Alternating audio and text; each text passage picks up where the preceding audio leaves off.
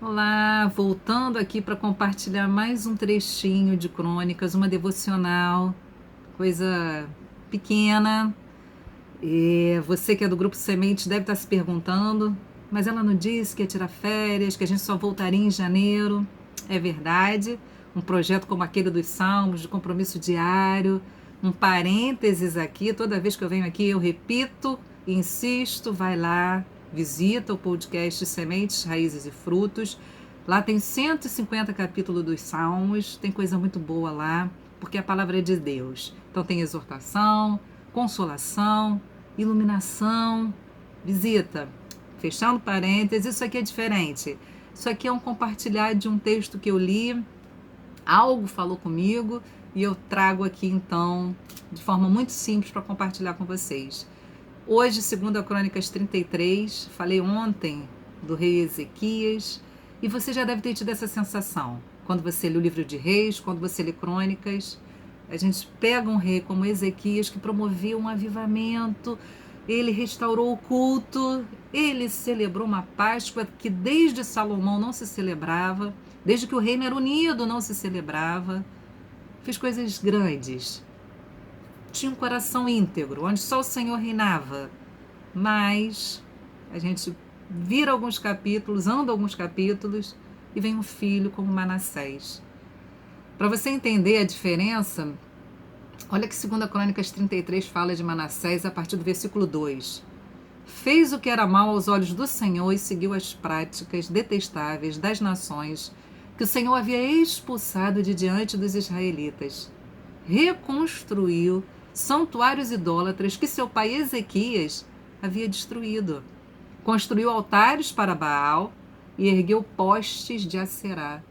Também se curvou diante de todos os astros dos céus e lhes prestou culto.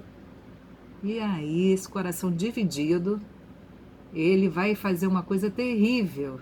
Versículo 6. Manassés também sacrificou seus filhos no fogo no vale de Ben-Hinom.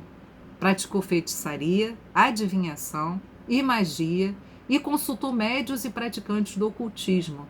Fez muitas coisas perversas aos olhos do Senhor.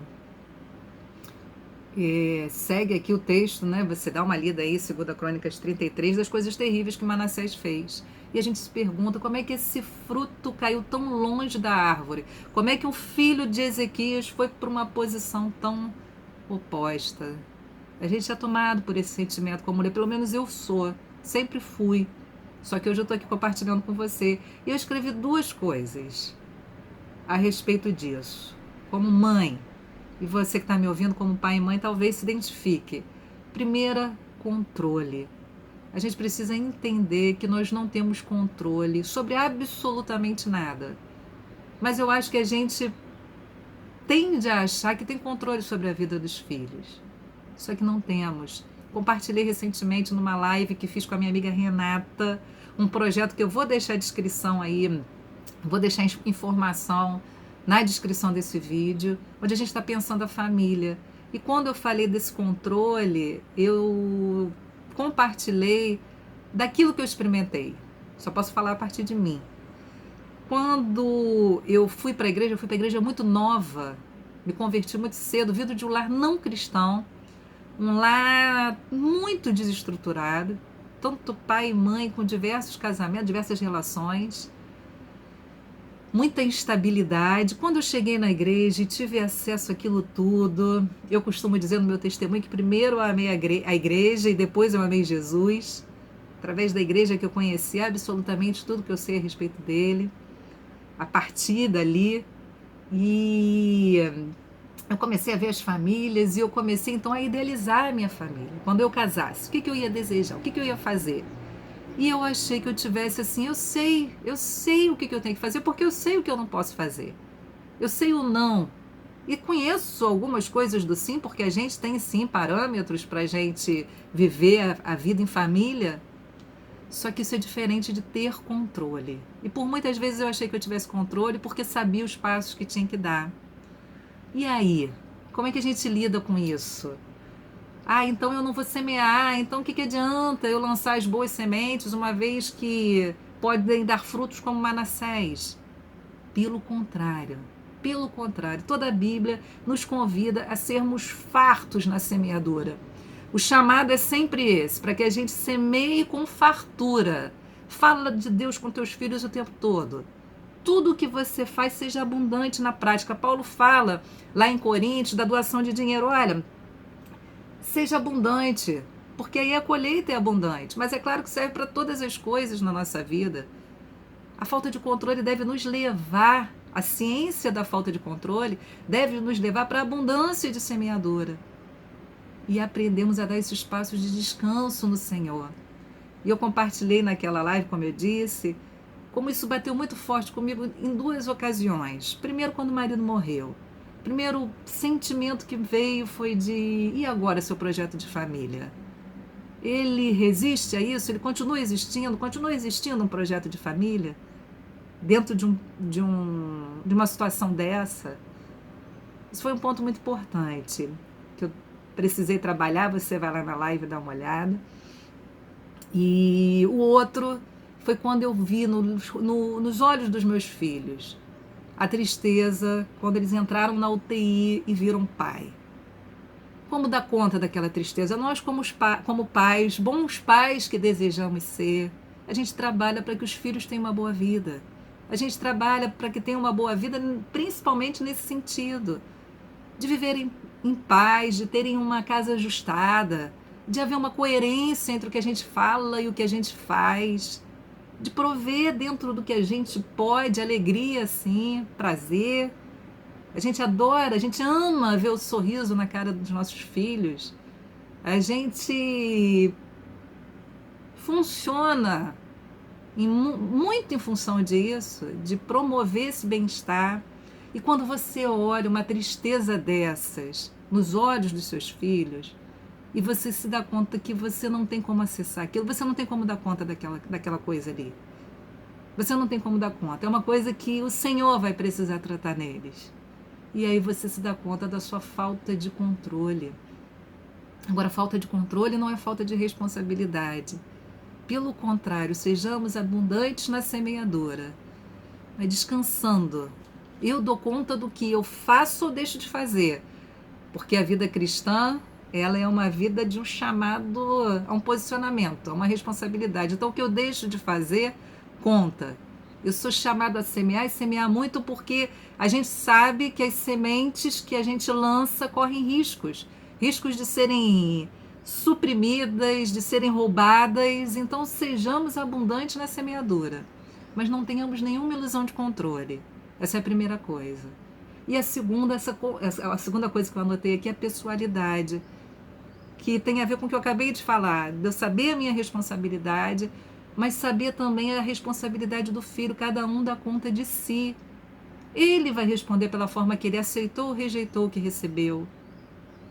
Cada um dá conta de si.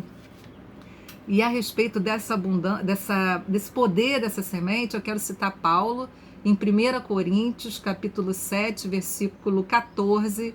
Ele está falando para a igreja de Coríntios, respondendo às questões daquela igreja, e ele fala, havia lá uma situação de que um casal, a mulher ou o marido, se convertem e o outro não. O que acontece? O que eu faço? Como é que a gente procede dentro dessa nova realidade? E aí Paulo vai orientar. Ele vai dizer, olha, se um irmão for casado com uma mulher descrente e ela estiver disposta a continuar vivendo com ele, não se separe dela. E se uma irmã for casada com um homem descrente e ele estiver disposto a continuar vivendo com ela, não se separe dele. Pois o marido descrente é santificado pela esposa e a esposa descrente é santificada pelo marido. Do contrário, os filhos seriam impuros, mas eles são santos. Percebe o poder de santificação desse Espírito Santo? Se um dos pais é canal, é meio, é habitação desse Espírito, o poder de santificação é grande, é enorme.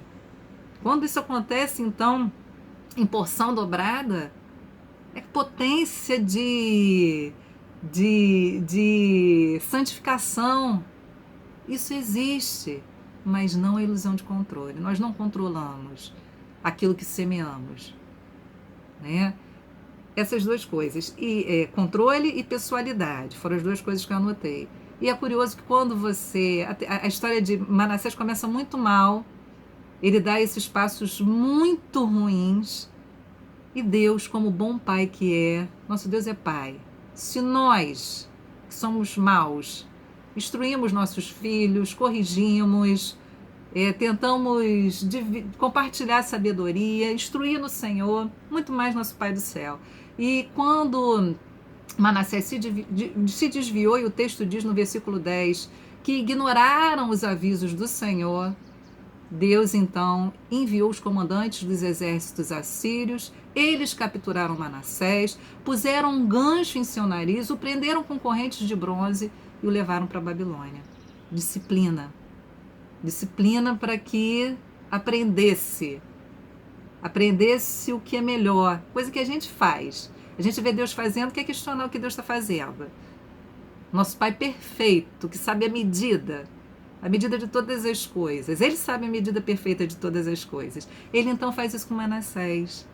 E aí a esperança, o texto acaba com esperança, porque lá, nesse lugar onde ele foi chamado, onde ele foi humilhado, onde ele foi obrigado a prestar atenção no que antes Deus já estava falando com ele, diz o texto, versículo 12, 2 Crônicas, capítulo 33. Em sua angústia, Manassés buscou o Senhor seu Deus e se humilhou com sinceridade diante do Deus dos seus antepassados. Quando ele orou, Deus ouviu sua súplica, atendeu a seu pedido e o trouxe de volta a Jerusalém e a seu reino. Então Manassés reconheceu que o Senhor é Deus. Ele reconheceu. Ele precisava reconhecer. Ele precisava ter experiência dele. Ele reconheceu. Foi duro o caminho dele. A gente não deseja caminhos duros assim para os nossos filhos. Mas se eles forem necessário para que eles conheçam Deus, a gente precisa descansar nisso. A gente precisa descansar no final dessa história. E segue dizendo o texto que depois disso ele deu os passos certos.